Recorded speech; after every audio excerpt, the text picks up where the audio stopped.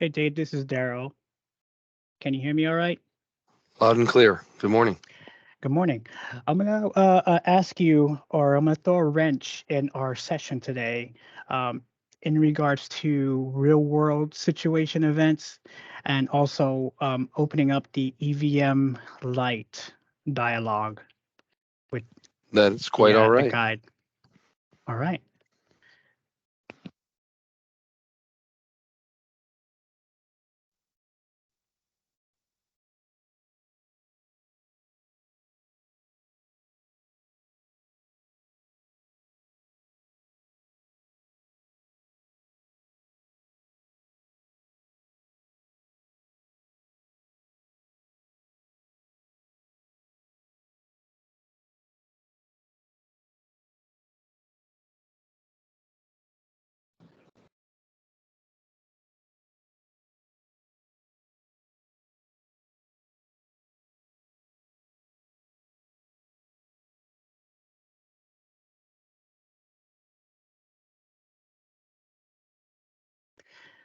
All right, everybody. So it's about 1 minute after.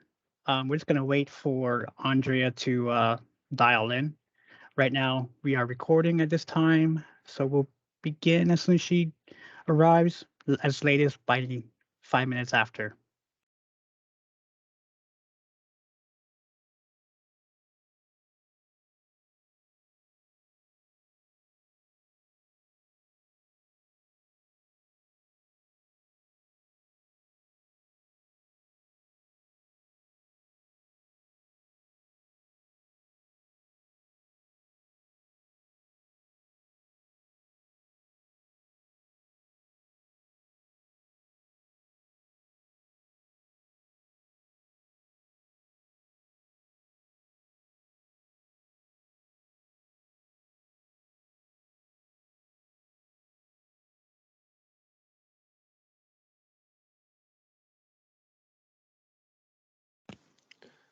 Andrea's going to join us. She's going to try Edge, which works a little bit better with this software. So stand by for her.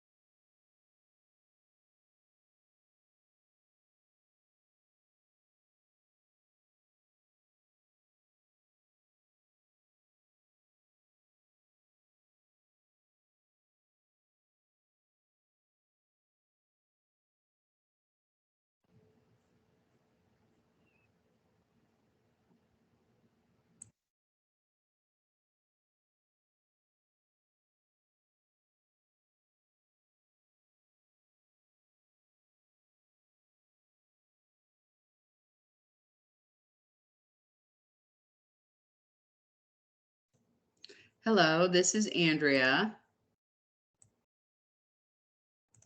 Hi, We hear you loud Andrea. and clear. Have we gotten started? Not yet. We're just waiting on you, or respectfully. Thank you. Thanks, Daryl. No problem at all.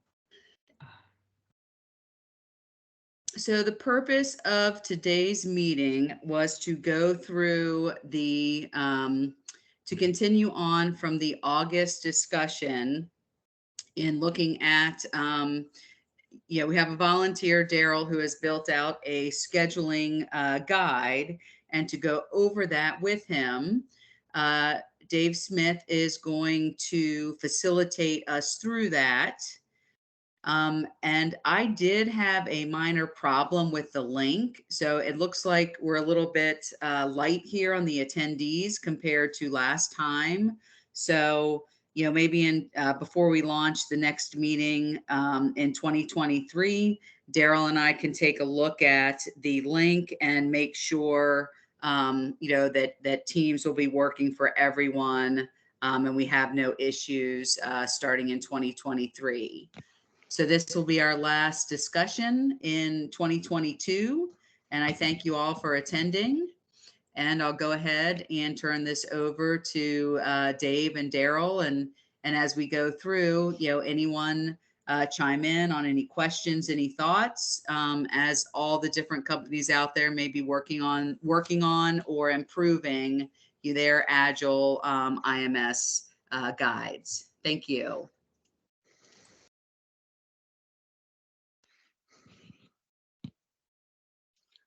Dave, do you want me to present my screen?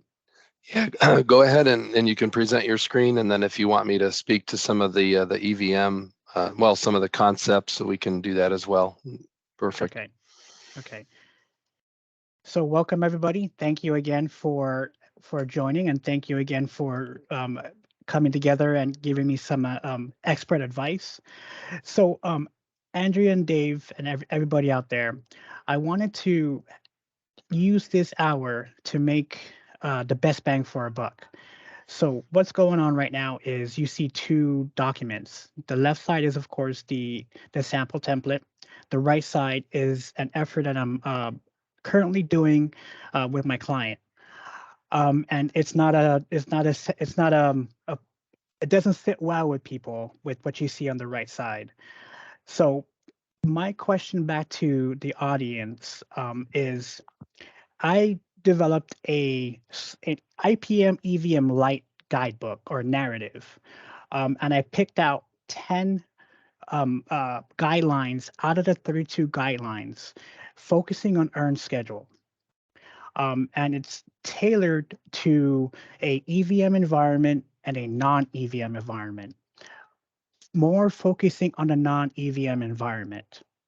My question back to you is, I'm stuck at where to implement some sort of agile perspective using the sample template. And I was wondering if I can get the guidance from the audience to help integrate that. And like I said, Andrea, I'm not going to put this out there as script. This is more of a real world event where hopefully we can help with this. Yes. And Daryl, you mentioned some people may not like it. Yes. In what way, please? That background might help us. Okay. We all know that EVM is the white elephant in the room. So I've been applying different approaches when talking to stakeholders out there, especially at the higher level type of leadership. And I found that integrated project management or program management sits well with stakeholders out there, like from any platform, any level. So that's why you see the IPM a lot more bigger in size as far as the font, and the EVM management light narrative as smaller, because I wanted the audience or the user to open up this guidebook and focus on IPM instead of EVM.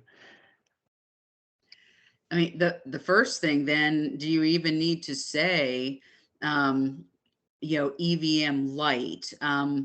I have come to believe that there's not really a thing such as EVM light, but maybe you are tailoring, the practices of EVM to your integrated program management needs.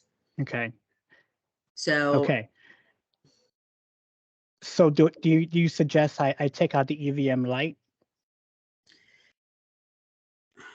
I would recommend striking through it for now and see how we proceed, Okay. with where you wanted to throw. Just highlight it. Yeah, throw in, try to tie in the agile scheduling, concepts first. But So I guess maybe we could look at your like table of contents. and that's the question I wanted to ask. How would I use this at a overall level to include agile, and not just have it a strictly agile base, more like a guidebook where the user or stakeholder or scheduler opens it up and says, okay, this is an IPM or EVM Lite, and it has specific information tailored to earn schedule and also Agile in some way, shape, or form. So if I scroll to the TOC, it's at a high level. Um, and I did this intentionally because I don't want to get into the nitty gritty of the cost and the types of other avenues or other guidelines that I'm not focusing on. So my challenge right now, and it's been a challenge for me, is how do we use it as an overall guidebook?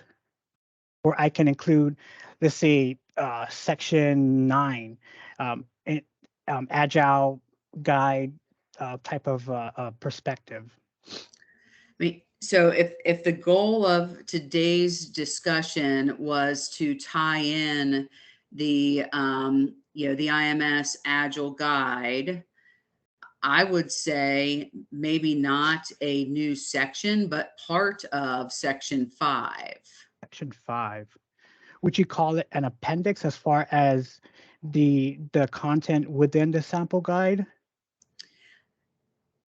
Um, hmm,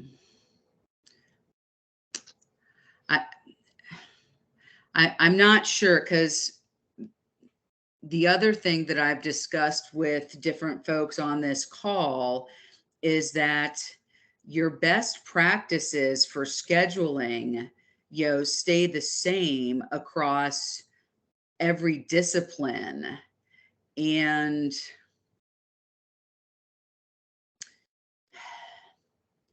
yeah, I'm not Mhm. sure. I mean, Dave, if you had to step back for a moment, would you fold it into section 5 or call it out as a separate appendix?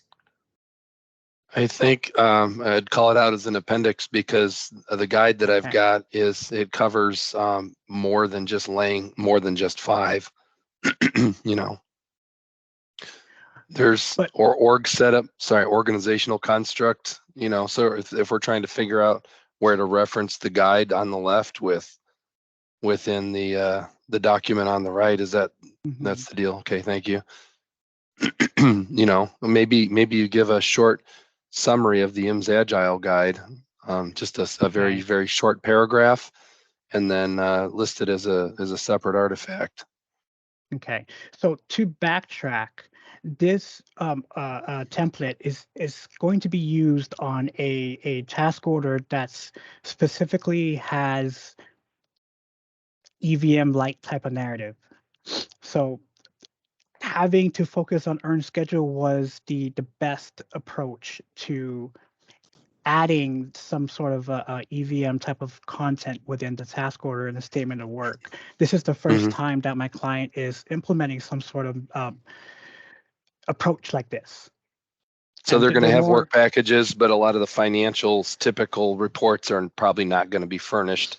But they'll correct. probably provide actuals to date and a spending profile, and because that helps with funding, and that all Yes. still needs to come, and probably an EAC, but not necessarily all the variance reporting. Because if they're Mhm. embedded within our team, they're going to be really close to what's causing the variances, really close.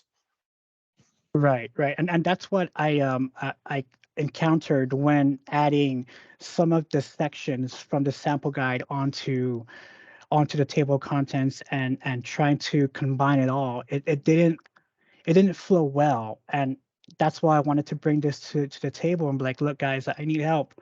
Um, uh, EVM Lite sits well, but yes, how do I approach this in a better way? Because this guidebook is specifically at a higher level where, like I said, a scheduler, no matter what level, can open it up and use it to implement some sort of EVM light type of style in some way.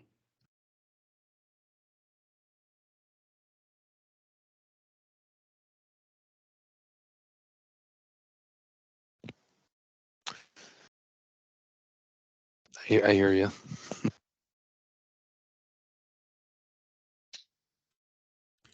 And so Dave focused right in, Daryl, Mhm. on the fact that there would be work packages.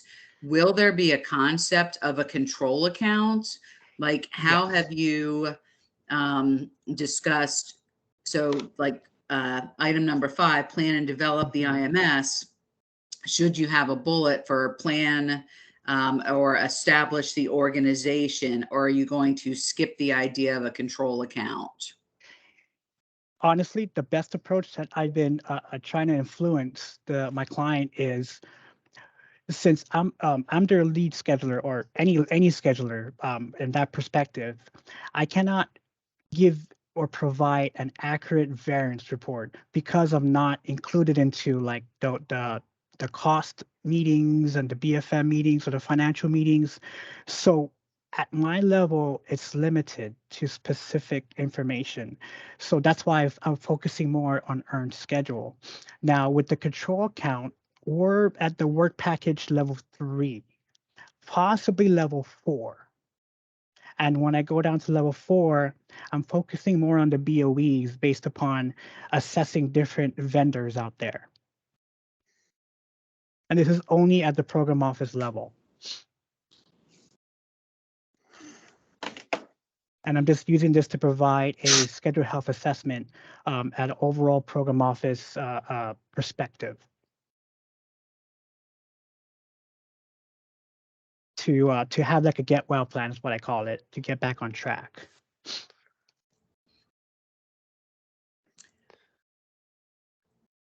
So then, yeah, I mean, do you just want to dive in and start the appendix and then pull out the right items from the scheduling guide that we went over back in August? Mhm. Okay. My question back to you both is, at a top 5 of with comparing both TLCs on the sample template, at a top 5 focusing on earned schedule, what would be the best approach to pick specific information from the sample template guide into what's already been created? I'll take a stab at that. Okay. So I've got a pretty good hierarchy on the left there. Hmm. The first, I'm going to I'm going to explain in layman's terms the high level sub bullets. So establishing organizational relationships. That's where we talk about the scheduler and how they need to be embedded on the program and have relationships with the Agile community so that they can get on the same operating rhythm. That's Hmm. so shove that wherever you want it. That's what Okay. that's about. Okay. Um, That's one. yep. Okay. And then if I had to pick, I guess that's really 111, and then 121. Right? We're talking about the RAM. We're talking about ensuring that our OBS is covered.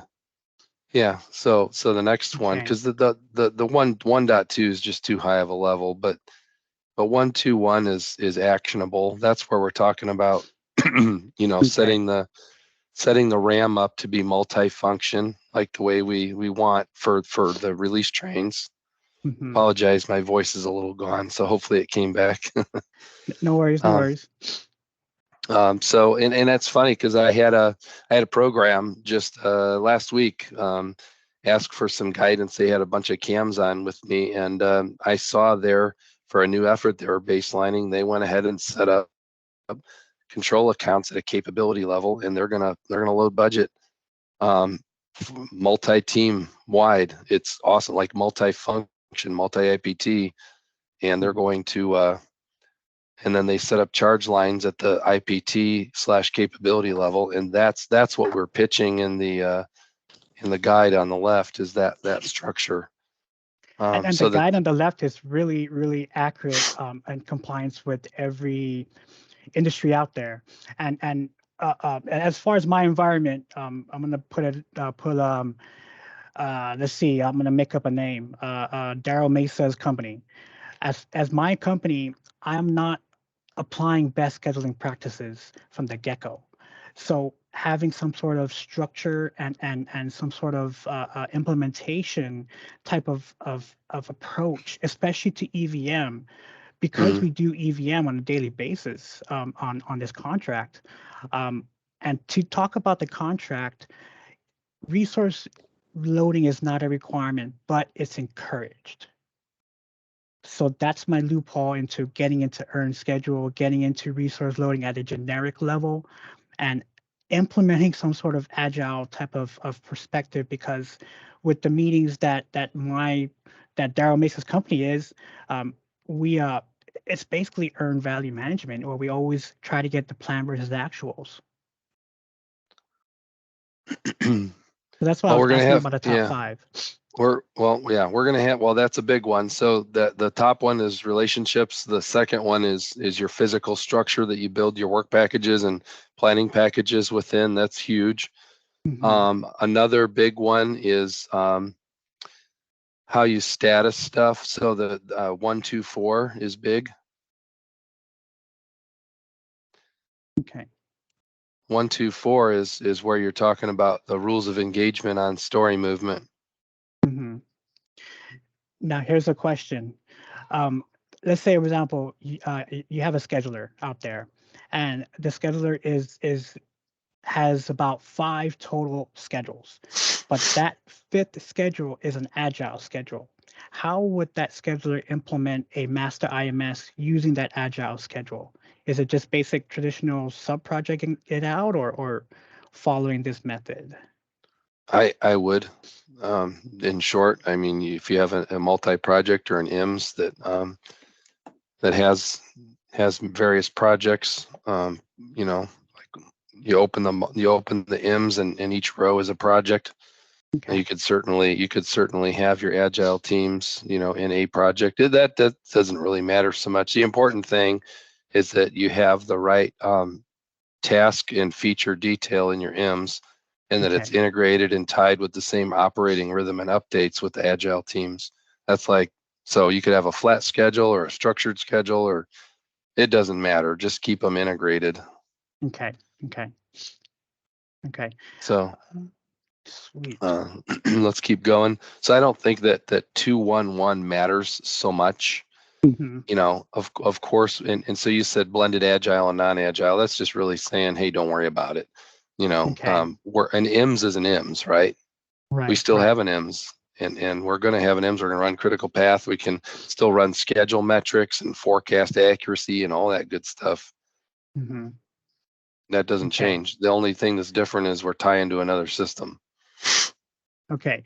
So to also shed a little bit more light into this document on the right, it's Hmm. also to provide guidance and encourage the program office, both either government or vendor, to apply best scheduling practices. So when you say at a blended environment, both agile and non-agile, um, how would I also implement this template on the left with a out of control schedule, and how do I have a get well plan to include Oh, these types sure. of methods? Sure. So we can, I mean, I'm familiar with, doing recovery plans. That is Mhm. a recovery plan is where you say, yes, ma'am, yes, sir. I realize we're behind schedule, and I'm going to build you a get well graph or a ramp, basically an SV burn down. How am I Mhm. going to burn down my SV? And that would involve stories, right? You have to Right. get more stories complete in order to get the SV back in check. Sometimes you can't recover the SV and you need to move the date, but you need to pick new dates for stuff. So Mhm. we can use the IMS to capture Okay. recovery dates, and we can do, not that we wouldn't necessarily change the baseline, but I Mhm. think in Agile, if I have massive movement of work scope and reprioritization, which included my customer, I would be replanning my baseline dates. I would not want to keep those really crusty old forever. I'd want to keep Mhm. them up to date with the time phased backlog. Okay. Would you go to the point, to the extent of having a OTB or OTS at some point? I didn't realize, so your get well, if you're outside the contractual box, I've seen projects before where you're running negative float to the end of pop, and you Wow. have to have a heart-to-heart discussion with the program or project manager about when is enough enough, right? If you carry it 1, 2, 3 months of negative float, at what point do you declare failure? If you have a risk mitigation plan on your program, that's probably a requirement in most big companies. So they're going to have a requirement, and it's probably at this point an issue. So it's probably logged as an issue and not a risk. And the mitigation steps are going to probably outline the steps you need to get better. And then what I would do is determine with the customer, does your recovery plan get you back in the box? Or if it doesn't, you'll have to consider contractual extensions, cost or no cost, Mhm. Based on your experience, what's the appetite of a limit where you're not enforcing but influencing that drop dead line of negative float? Hey, we reach negative 1,000. We need to really put a freeze on this. Is Right. is there is there a specific like appetite in your experience?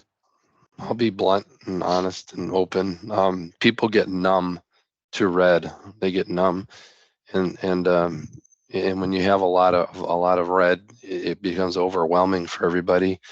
And you're like, well, which one is most red? Is that the one I work first?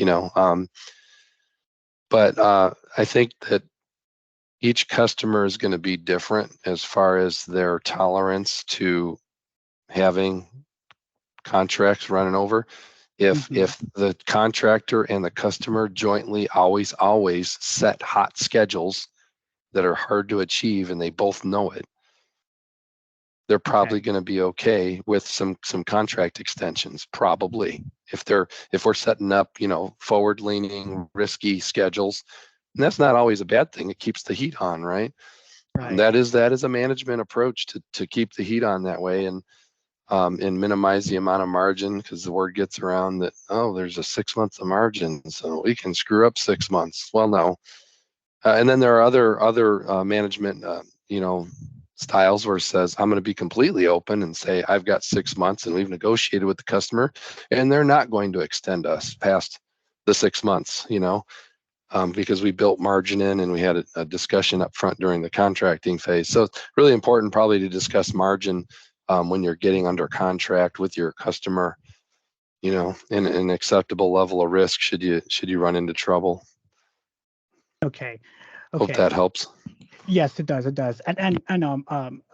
For Andrea and Dave, this is real situation experiences that I've encountered in my line of work, and facing uncertainty is always the forefront of my work.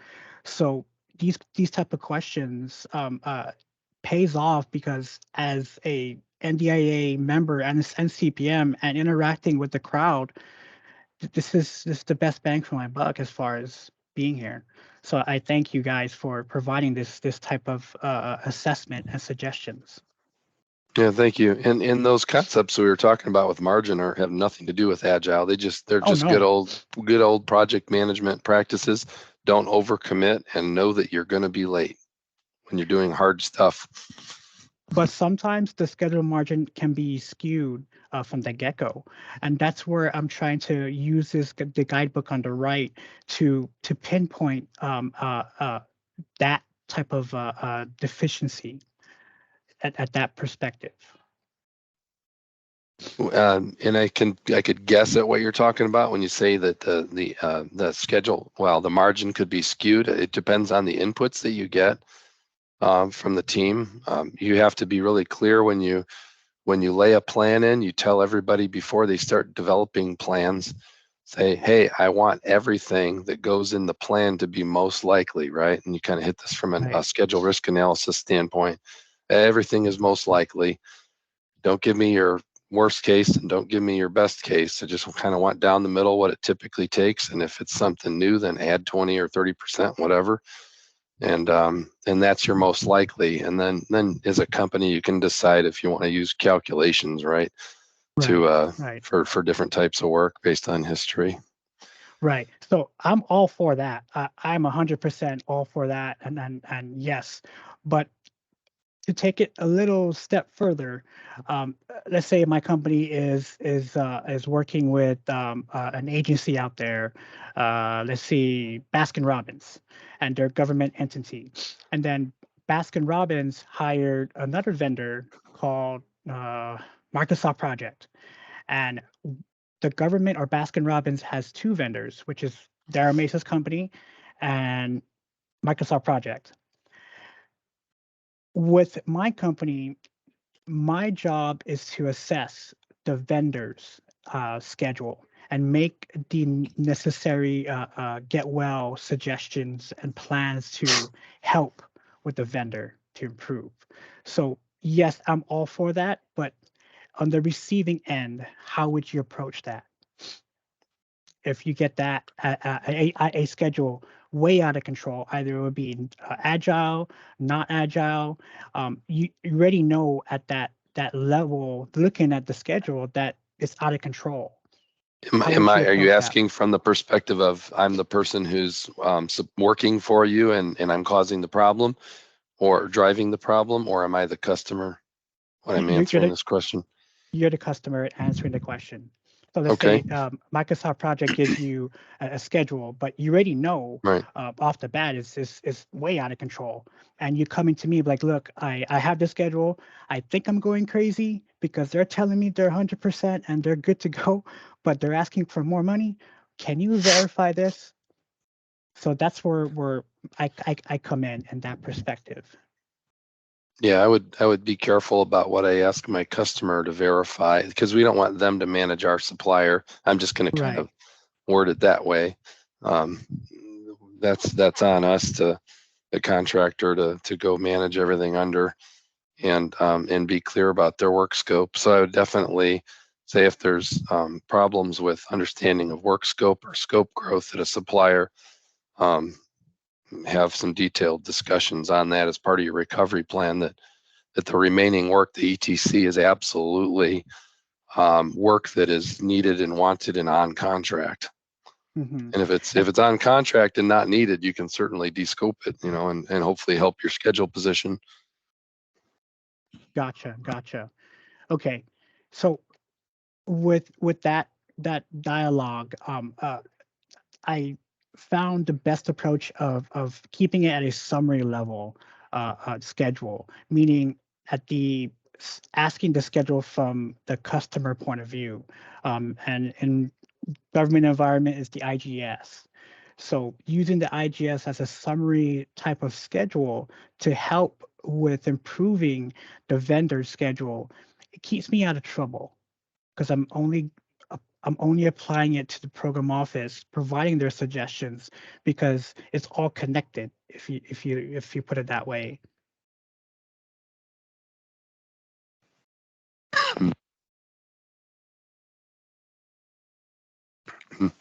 Sorry. Yeah, I do. I just think that I wouldn't overcomplicate this too much. I'd say Hmm. if we're having really bad execution problems, I would put the responsibility and decision making on the right body, Okay. force the right people to provide the right kind of answers, and maybe provide some coaching. Sometimes I you can elevate by having VPs go up and over and down and work with people. That sucks usually because it's at that point it might cause some hard feelings with the lower level working teams. But Hmm. if you've been going on for months and months, or maybe a year or 2 years, and there's no improvement, you really have no choice sometimes but to go up and over and down. That's just, Gotcha. yeah. Okay. Really good information. Thank you, Dave. So yeah, so um, see, as far as the top five, sorry, so about Unless three. unless Boeing is the supplier, then don't do that. Just kidding. Understood. No, understood. Because yeah, with schedules out there, it could become like a forensic type of, you know, environment in some way, shape, or form by providing this type of assessment in that way. So I do take your advice on a day-to-day as far as be cautious of what you show, what you publish, what you suggest to your clients, because it could go down to a car, it could go down to legal terms and stuff, and as a scheduler at the assessment environment, you're touching into a lot of categories like the quality, the audits, and so forth. So I try to stay at a high level in that perspective. And I know Wendy's online and she's all about the quality, you know, on audits. So yeah, I try to stay away from this from all that. Thank you. So so so my intent, Dave, and everybody out there, and also um Andrea, is to take the top 5 and, sorry to say it, copy and paste into the document on the right, and rephrase it, interpret it into my way of thinking, and to publish it out to my clients. So that's the approach that I'm gonna take as far as Yeah, trying to stay away from the detailed thing, and going from there. I think that's fine. And if you have questions, you can certainly, reach back and call if there's clarification you have on some of the embedded meaning. Mhm. Scroll down for a minute under that managing baseline change. The one thing I want to point out, and every company is different as far as their baseline, EVM change control process. Some use bulky tools and processes, and if you're implementing, I'll say some new processes, we'll just say agile, right? Mhm. And we're trying to thin out maybe the tech time on it, time it takes to make a baseline change. You may consider not using your typical tool. If your tool is very robust, and when I mean robust, I mean slow and involves a lot of people. If you don't have EVM applied to your contract, but you're doing EVM, Mhm. or you just have a schedule with no work packages or no hours assigned to the tasks, and so you basically just running with a schedule and you're running with Agile, you should really consider not going through a whole bunch of other hoops of documentation when you make change. Change can be noted. You can have a change log, but that doesn't mean you have to go through and make you know, make it painful. Because the feedback I get from programs is that it takes too long to fold changes in using the traditional process. It's like, we got to be faster, Right, right. when when And when they when they move when they move this capability and that capability and that feature, and they shuffle the deck, we need to respond fairly quickly in the EVM tool. right. And in specific environments of a, I guess, a hybrid environment or hybrid approach to using EVM on a non-EVM content, generic resources were my best approach to sticking in the middle of it all. Uh, because at a program office perspective, there's of course a master IMS that I manage, and having a resource loaded IMS and saying it out to everybody, of course it doesn't sit well, because they're going to be like, hey, dude, we don't have, EVM in our task order. We don't have EVM on our contract. Well, technically we're doing it in some way, shape, or form. So having that generic and dialogue with them helps to settle down the calmness, or the panic mode, pretty much. So when I was working with resources with the agile portion and the EVM Lite, um, I found that the resources, I had to time box them. Is that, and I know that that's spelled out on the left side of the content. With the traditional waterfall effect. My challenge, especially with Microsoft Project, was trying to tie in Agile and resources together of the impacts it does to specific tasks using level of effort tasks. So there's more to this, Dave and everybody.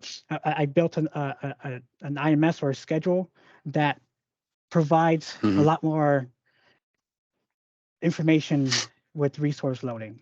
The hamster wheel was definitely turning while you were saying those words, and I was thinking Yes. structurally how you have it in structured in MSP.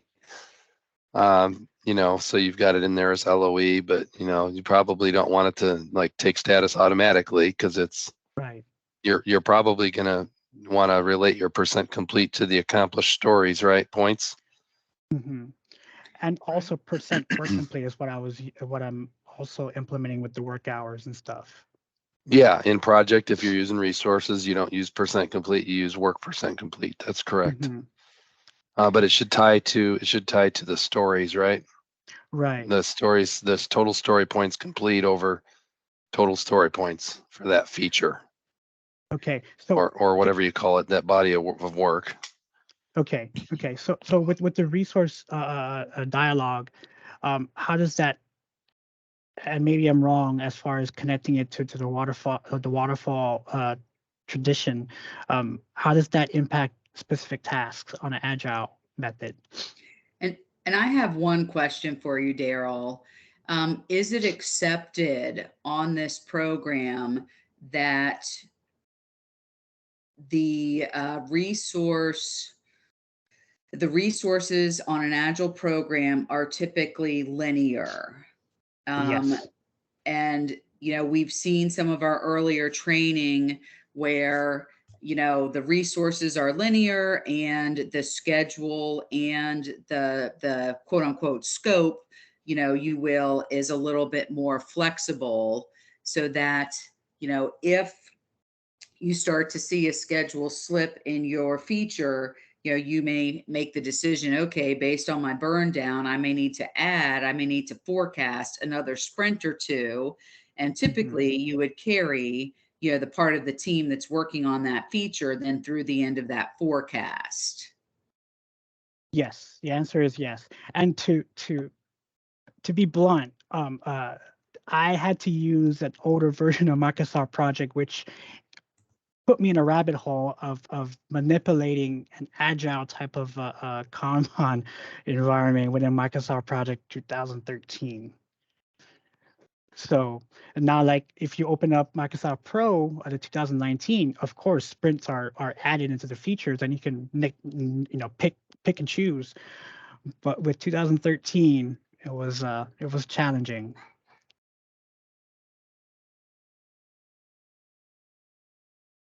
So as far as the top five, I know we got two more, and I know we're running on 15 more minutes left, Dave and Andrea.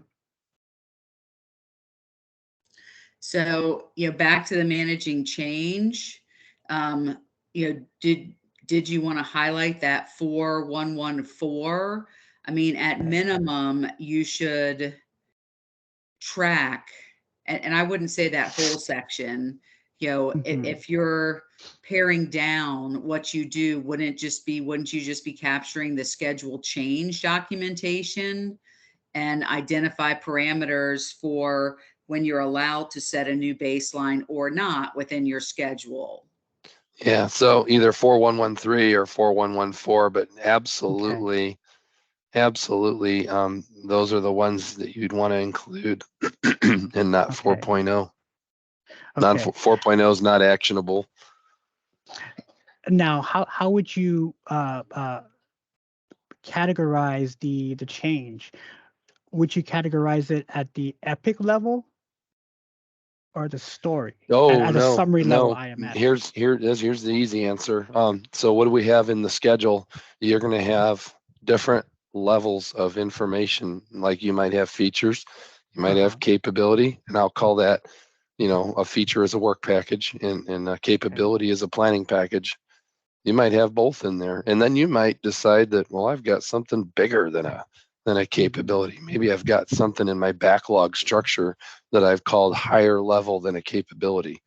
Who knows, Okay. right? It's all about, you guys can define your backlog structure how you want to. There's a recommendation that we have, but for industry, but you know, it's entirely up to you guys to pick one. But I would say that that structure needs to be modeled in the IMS. Okay. Some people think that just features go in the IMS, and that is false. Okay. Okay. And I know we haven't discussed it yet, but as far as the guidebook on the right side, there's no safe type of content in the guidebook. I know, you know, with this template on the left, there's specific safe a dialogue in there, but I'm gonna put that in at a later time frame with adding that into the guidebook on the right. Okay. And Daryl, we worked really hard in version 1.4 of the NDIA guide. I mean, we truly do not intend to be any specific Agile methodology, you know, advice. So Right. I'm wondering if your interpretation of SAFE is just, you know, implement the terms that make sense to you, you know, on how you're implementing this. I really don't think we intend to be, I mean, I'm guessing, Dave, you just use the terms that you guys use at Boeing, and maybe some of those overlap with SAFE. Yes, correct. Yes, the answer is yes, and that's the reason why I wanted to take this approach, to stay in that environment of not being in the government environment. I wanted to take a step back and be outside of bringing this to you guys and be like, look, okay, we have different types of methods. I would love to have a best approach to what we're trying to do. So yes, to add the safe type of dialogue on the right side, it's suggested at that point as different other options to take for when using that agile approach. And out loud, I just said, wow. And, you know, considering this is being recorded, I would just ask that the other people that listen to this beyond this session is please don't take these words so literally that it stops you from making progress. You know, we expect on all of these guides that we document that people are interpreting and applying and can get past the literalness. You know, don't stop and limit yourself. You know, apply it, please. Thank you. Thank you for that, Andrea, and that really makes me feel safe, you know, in some capacity with the guidebook on the right.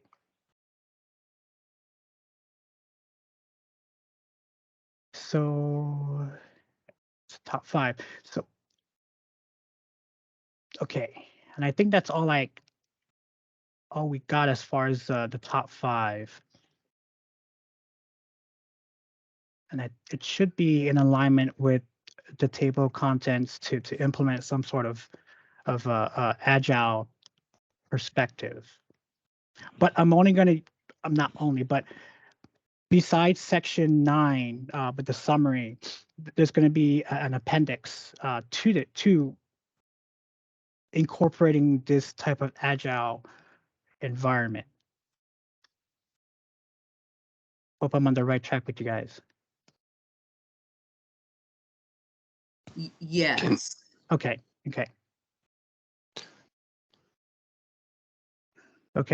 Would you use the top 5, or would you just use the appendix and attach this to this guidebook, or does that defeat the purpose?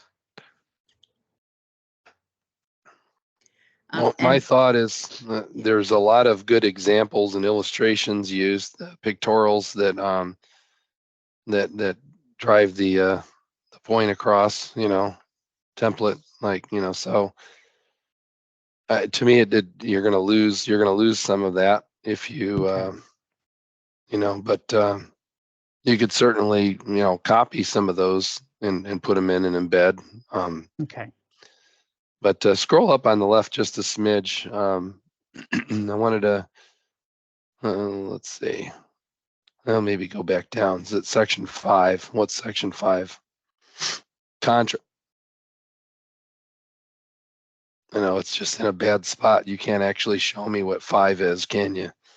Yeah, It's yeah, there you go. it's you get 3 scroll. Well, you're still not there, but you know that's okay. I wanted to show everybody section 5, and it's just really odd. There it is. I see it, but it's called contracting for Agile and EVM, right? So that's commensurate with the overall EVM guide, right?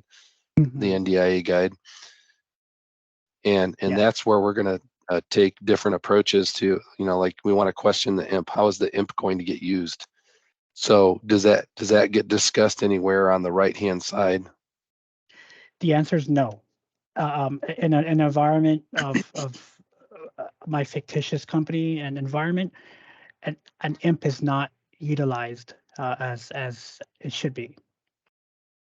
Well, I don't even think it should be. That was just our position. When you have release plans and roadmaps and all these other time phased mechanisms in Agile that are in place, you don't really need an imp. That was, but I think that when we issue, you know, industry guidance, we say, well, you know, we just want you to think about it. Think about, are you just flowing an imp because we always did? Well, that's wrong. Gotcha. Think about how you're going to use the imp when you're setting up your plan, and when you're executing your plan, how you're using the imp to help you plan and execute. And if you're not really using it in any of your meetings or leading up to your meetings, or when you're planning your work, then you probably shouldn't have asked for one, or or you should have pushed back when you got the requirement in an RFP. You know. Okay. So that's all I want on the contracting side. You know, obviously you'll talk about, you know, slim reporting or whatever you want to call it, EVM light, or if that's a bad word or phrase, then we'll just call it tailored EVM reporting. That's in the contracting phase, right? Yes. So, okay, well, thanks. So I would include something on a big message on the upfront contracting work that's needed. And in my table of contents, it's at the bottom, but I kind of almost wish it was at the top, because it's the first thing, you know, if you're starting fresh. So anyway, thank you. Okay. About 8 minutes left. Dave and Andrea. So I wanted to give the floor back to you guys. Thank you. And similar to how Dave was explaining that you might miss some of those good figures and things in there, you know, maybe there's a way to pull a sixth thing kind of out of the middle of the items that were on the left hand side, and add a sixth thing to your appendix. And Dave, I really like that maybe contracting should go first instead of being section 5. You know, stay tuned. Maybe that's the 2025 update of the No, it's okay. The reason it was last is because we're always dealing with fire drills, which are programs under execution already, and that's probably why it was last. Is because we got to deal with what do we have now. Correct. So, you know, I hope people stay with this and we're still, you know, having an evolved discussion in 2025 about this.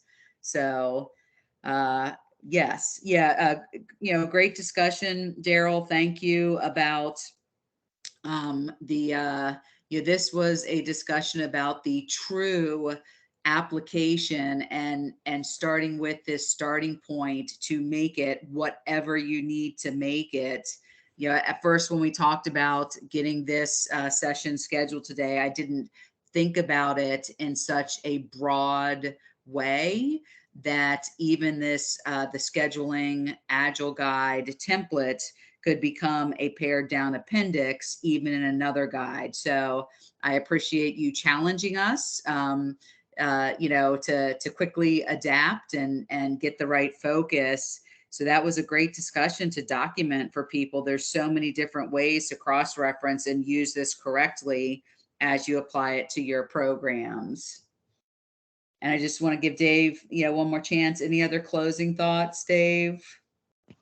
None. I think it'll be good to start to merge some of the useful information in the IMS Agile guide into your document. And just call me if you have any questions as you do that. Thank you. Very good. Thank you all for attending today. And again, happy Thanksgiving, happy holidays, and we will talk again the third Thursday in January of 2023. And like Dave said, in between then, if you have any questions, please do email, reach out, and we'd be happy to keep this discussion moving. Thank you very much.